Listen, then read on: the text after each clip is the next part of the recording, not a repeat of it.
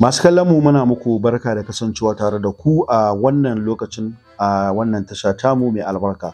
A cikin kuma wannan shirin namu da muke tsokaci akan abin da ya shafi fassarar mafarki.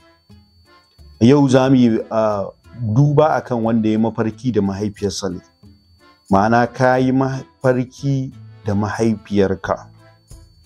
Wanda ya mafarki da mahaifiyarsa a kyakkyawar kama, to in matalauci ne Allah zai buɗa masa ƙofofin samu, in kuma yana cikin wata damuwa za a yaye masa.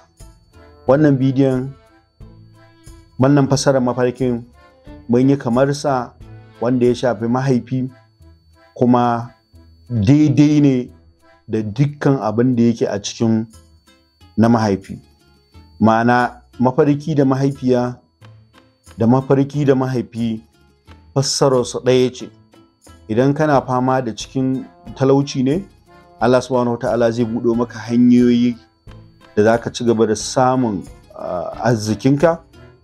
Idan kuma kana fama da wani yanayi ne na ƙunci, damuwa, to za ta kwaranye.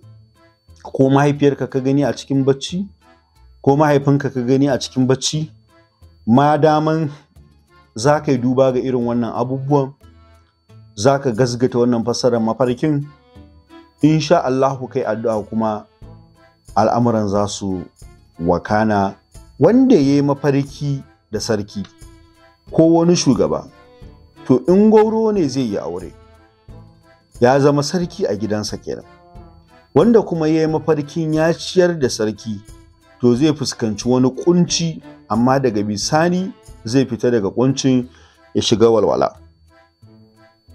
Mafarki kenan akan abin da ya shafi sarki da ciyar da shi da kuma mafarki da shi.